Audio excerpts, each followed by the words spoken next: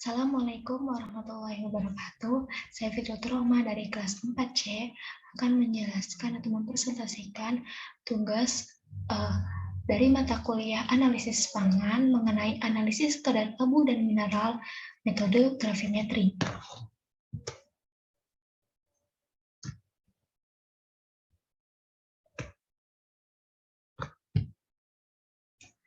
Agenda pertama yaitu abu dan mineral, yang kedua adalah analisis kadar abu dan mineral, yang ketiga analisis gravimetri, yang keempat penentuan kadar klorida, dan yang kelima adalah kekurangan dan kelebihan metode gravimetri.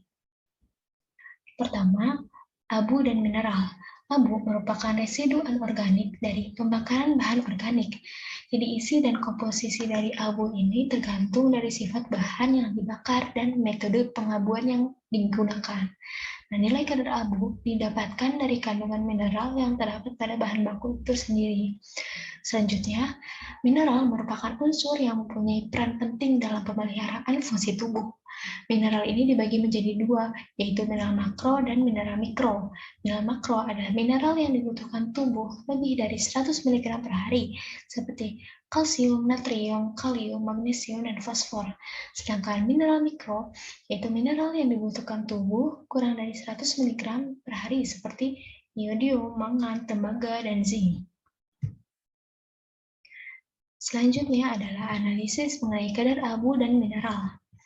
Penentuan suatu kadar pada produk pangan, misalnya seperti penentuan kadar abu atau mineral, merupakan salah satu aplikasi dari penerapan analisis gravimetri.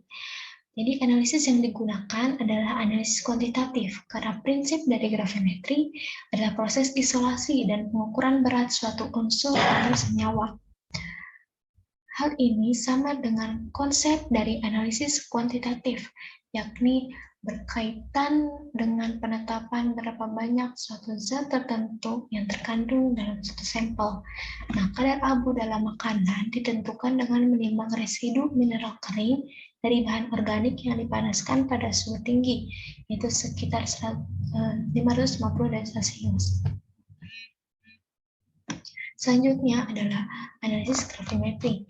Analisis gravimetri adalah proses isolasi dan pengukuran berat suatu unsur atau senyawa tertentu. Bagian terbesar dari penentuan analisis gravimetri ini meliputi transformasi unsur atau radikal ke senyawa monostabil yang dapat segera diubah menjadi bentuk yang dapat ditimbang serta diteliti. Nah, berat unsur dihitung berdasarkan rumus senyawa dan berat atom unsur-unsur yang menyusunnya. Jadi pemisahan unsur-unsur atau senyawa yang dikandung dalam bahan pangan itu dapat dilakukan melalui beberapa cara, seperti melalui metode pengendapan, metode penguapan, metode elektroanalisis, atau berbagai macam metode lainnya. Namun ada soal utama dalam analisis gravimetri ini adalah pembentukan endapan yang murni dan mudah disaring. Selanjutnya adalah contoh penentuan kadar klorida. Penentuan kadar klorida ini dapat dilakukan melalui 4 cara. Yang pertama itu titrasi, kedua itu pembuatan endapan atau digestion, yang ketiga itu uji kesempurnaan endapan, dan yang terakhir itu ada proses pemanasan dan penimbangan. Proses titrasi itu dapat dilakukan dengan cara argentometri. Dengan cara argentometri, di mana larutan MgCl dititrasi dengan AgNO3 hingga terjadi endapan yang berwarna ungu. Selanjutnya, larutan tersebut dipanaskan pada pemanas air dengan temperatur 50 derajat Celcius sambil diaduk selama kurang lebih 5 menit. Selanjutnya didiamkan pada suhu tersebut selama 2-3 menit sampai terjadi pemisahan endapan dan larutan jernih. Proses pemanasan pada digestion ini bertujuan untuk mempercepat reaksi sehingga proses pengendapan itu dapat lebih cepat gitu.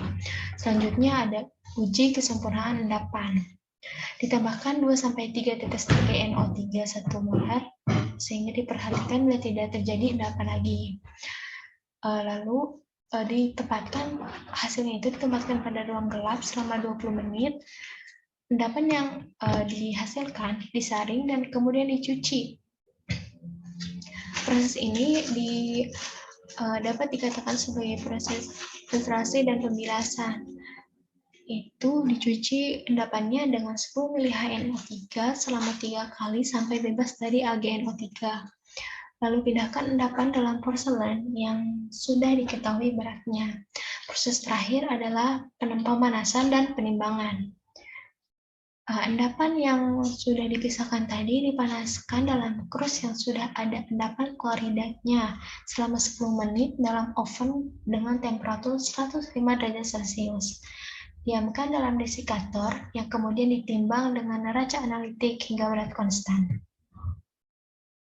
Yang terakhir adalah kekurangan dan kelebihan dari metode gravimetri.